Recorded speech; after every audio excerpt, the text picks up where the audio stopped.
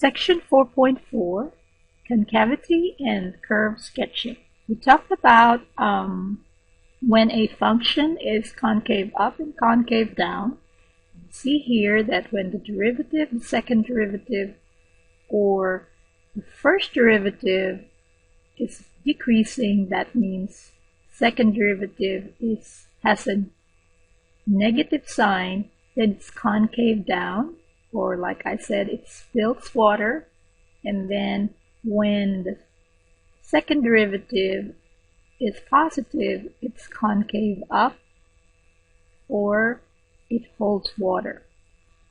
So the graph of x cubed is concave down from minus infinity to 0, and it's concave up from 0 to plus infinity. So they're just the definitions that we talked about in class, that a function is concave up on an open interval if f prime is increasing on that interval, and it's concave down on an open interval if f prime is decreasing on that interval. So what is the second derivative test for concavity?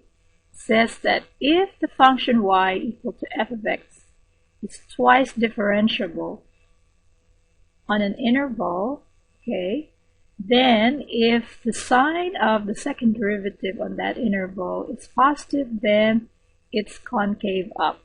And if the sign of the second derivative is negative, then the graph of f on that interval is concave down. So wherever there is a change of sign of the second derivative, so that is where a point of inflection occurs.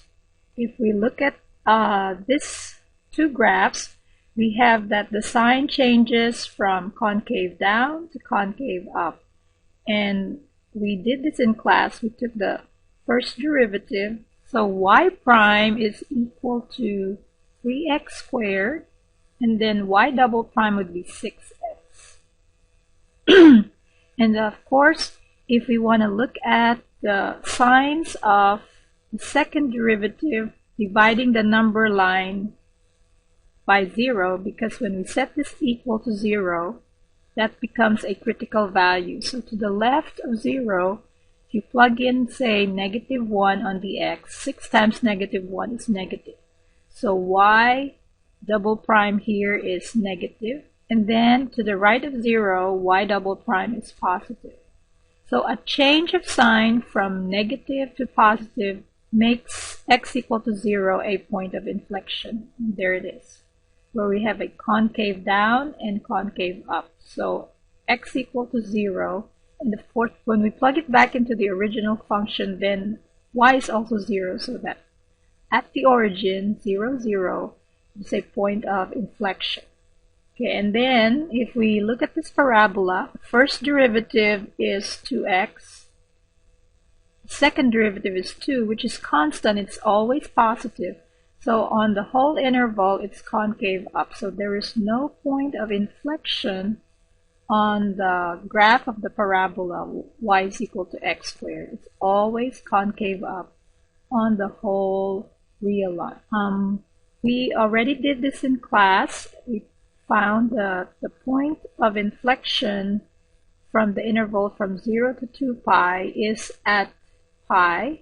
You can go back to your notes and check on taking the first derivative, second derivative, set it equal to 0, and then test the critical value to the left of pi and to the right of pi. We found that the critical value occurs at x equal to pi when we set the second derivative to 0 to look for points of inflection. Also, at a point of inflection, it's either the second derivative is 0 or it fails to exist.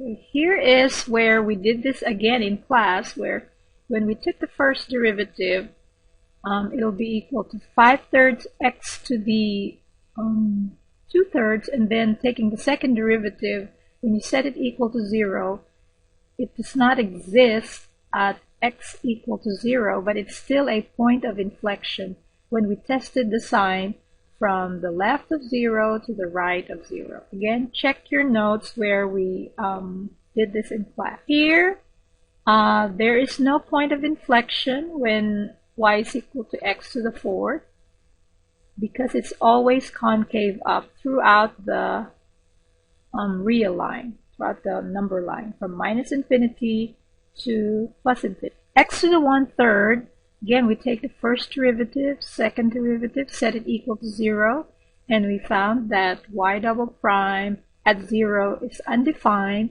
so we can still, that is still a critical value, and we tested it on both sides, to the left of 0 and to the right of 0, and we found that it's concave up. The function y is equal to x to the 1/3 is concave up to the left of 0, and it's concave down to the right of 0. Second derivative test for local max and local min. Theorem 5. Second derivative test for local extreme values. Suppose f double prime is continuous on an open interval that contains x equal to c. If f prime at c is 0, that means c is a critical value, and then when we take the second derivative and plug in this critical value into the second derivative and it's negative, then f has a local maximum at x equal to c, which would just make sense. First of all, when f prime is 0, we have a horizontal line tangent to the curve, and then f double prime is negative, means it's concave down, which would make sense that it is now a local maximum. Alright, number 2. If f prime at c is 0, again you have a horizontal line tangent to the curve, and f double prime at that critical value is positive, then f has a local minimum at x equal to c. And again here, where you see that it's concave up, where a horizontal tangent line occurs, then we see that it holds water, so it is a local minimum. Now, in number 3, if f prime at c is equal to 0 and the second derivative there is 0 too, then the test fails. So the function may have a local maximum or local min, or it may not occur even there. So when the test fails, then we go back to the first derivative test. Procedure for graphing y is equal to f of x. You identify the domain of the function and look for symmetries where if usually even powers of a polynomial will make it an even function, odd powers of a polynomial will make it an odd function. Number 2, take the first derivative and the second derivative.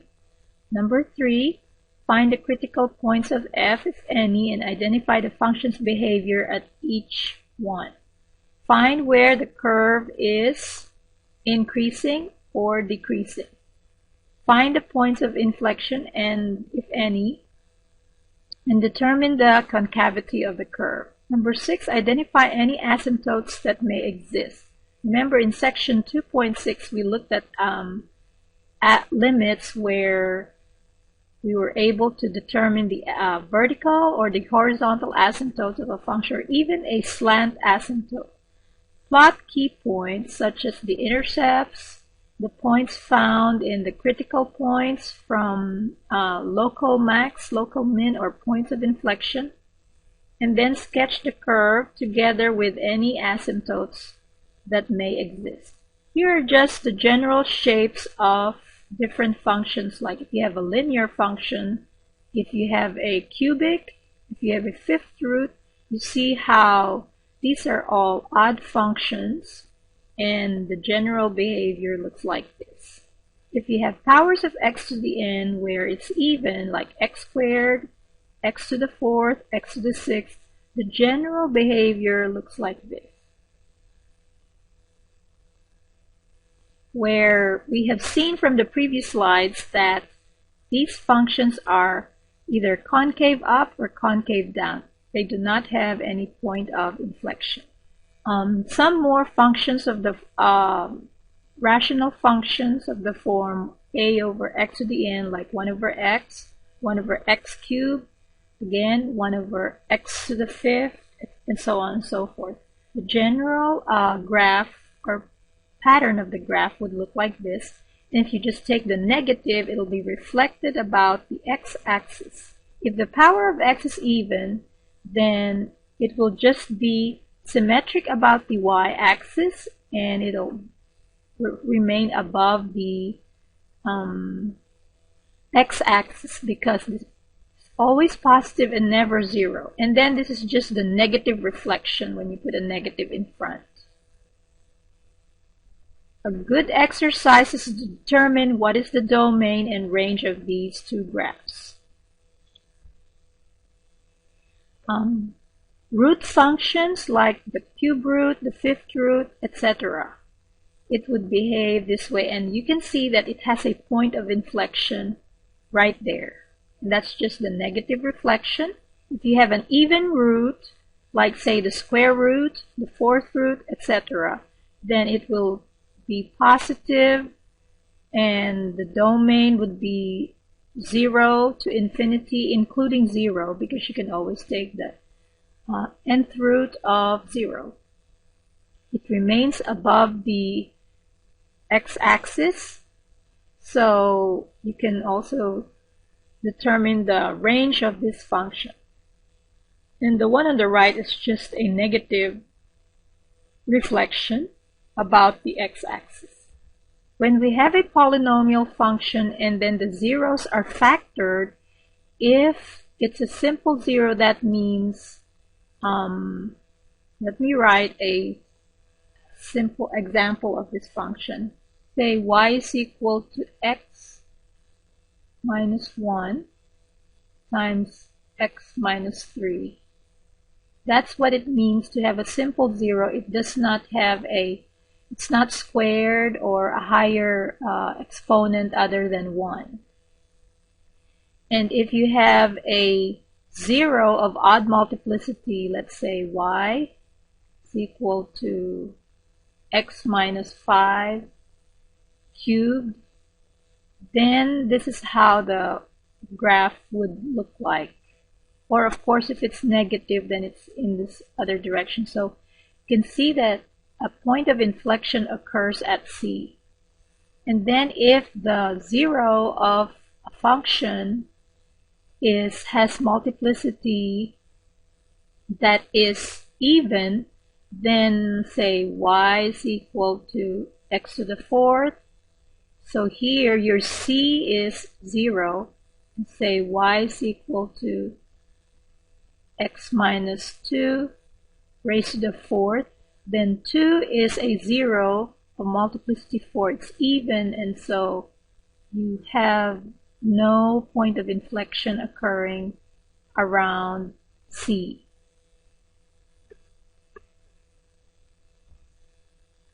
Sketch the graph of y is equal to x to the fourth minus 4x cubed plus 10. Okay.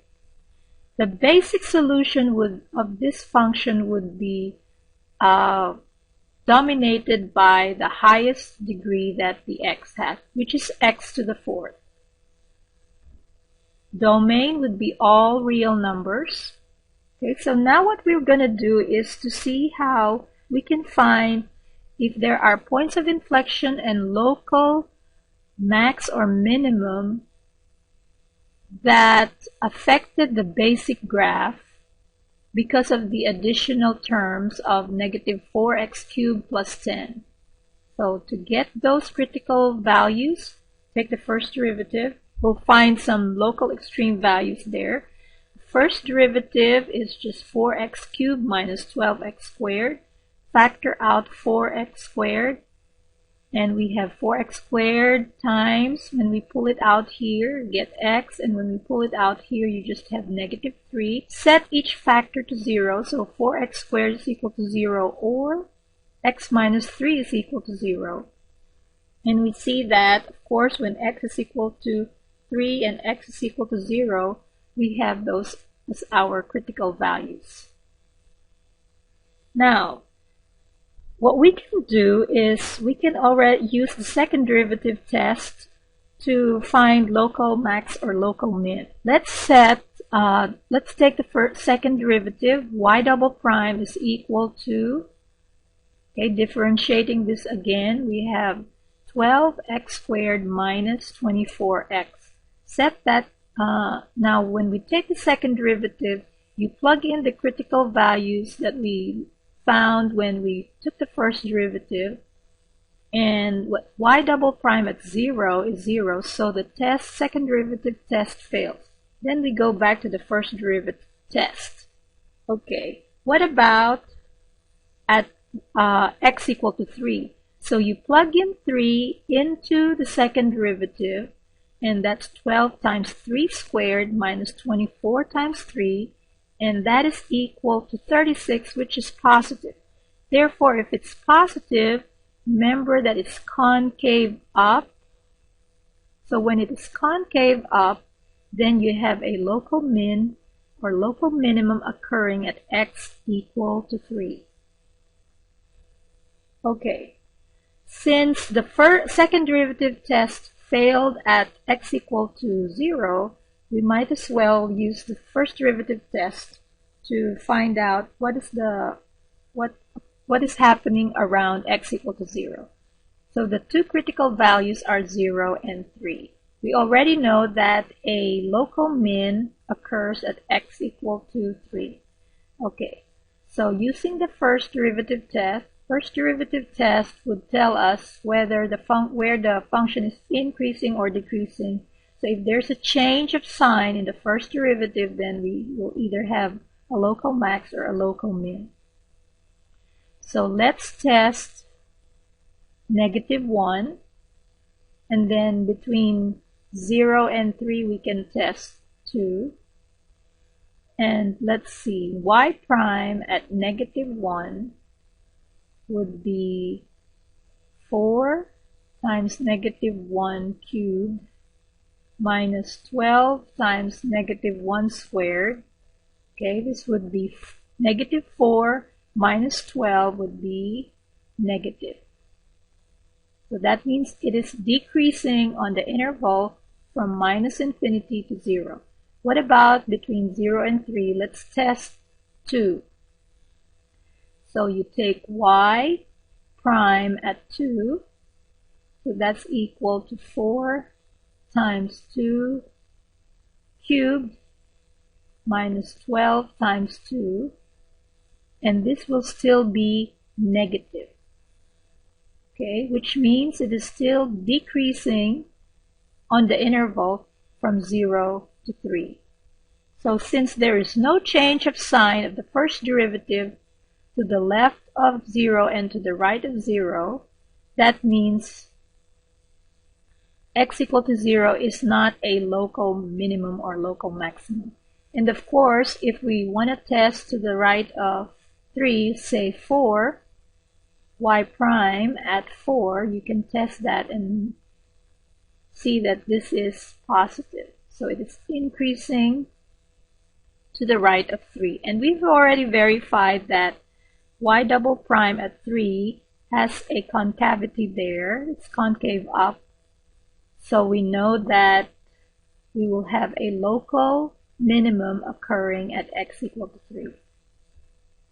Okay, so the critical point 0, 10, that's just plugging in 0 for the x. We plug in 0 for the x here, so y is equal to 10. Then when we plug in x equal to 3 into y, we get y equal to -17. That is a local minimum. Okay. Now let's find points of inflection. When we set y double prime to 0, we see that x is equal to 0 or x is equal to 2. Now we're going to test for concavity. Okay, so there are two critical values for the points of inflection when x is 0 and when x is equal to 2. So we test, say, -1, we test 1, and then 3. Y double prime of -1, okay, y double prime at -1 would be 12 minus 12 plus 24 because when this is negative 1, then it becomes positive 24. So this is equal to a positive sign for the second derivative. Okay, between 0 and 2, we plug in y double prime at 1, and that is equal to 12 times 1 squared minus 24 times 1. That makes it negative. We see that there is a change of sign to the left of 0 and to the right of 0. So that means x equal to 0 is a point of inflection. Let's see what happens to the right of 2.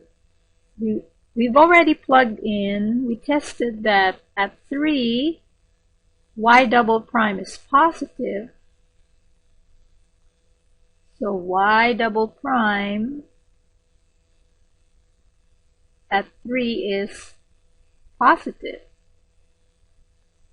So that means there is a change of sign to the left of 2 from negative to positive. So we have 2 points of inflection occurring at x equals 0 and at x equal to 2. Now to plot those points, we already know that why this is not a critical point.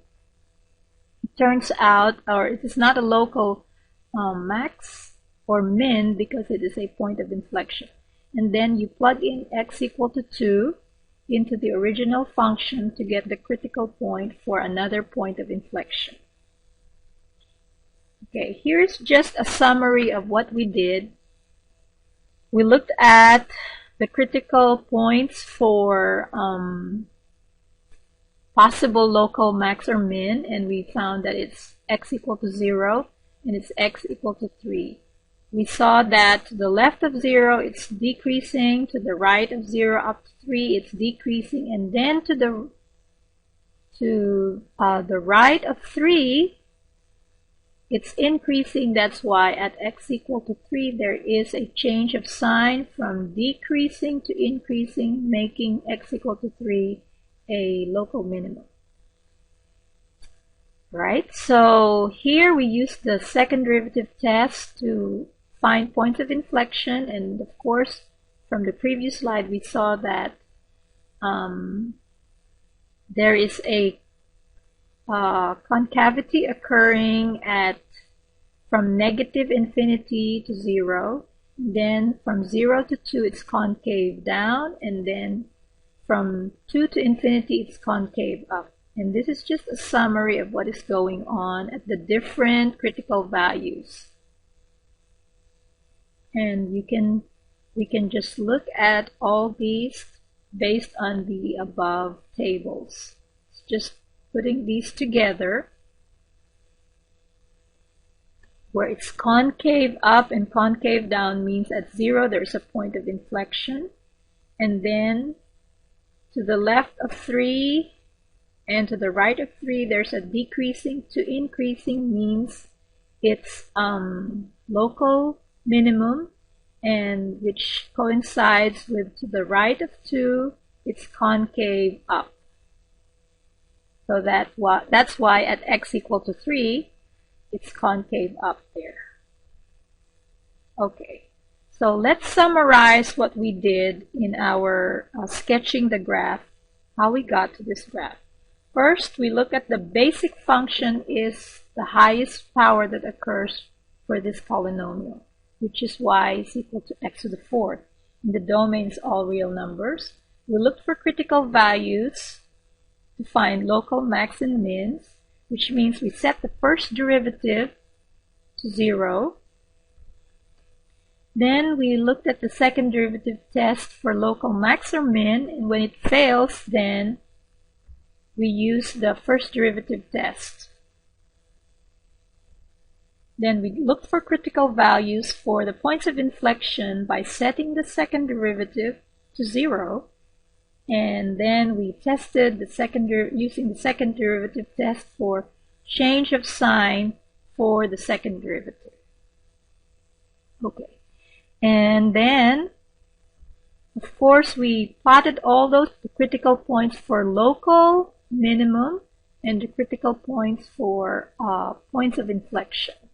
You see how the curve now occurs this way because it's concave up to the left of 0, concave down from 0 to 2.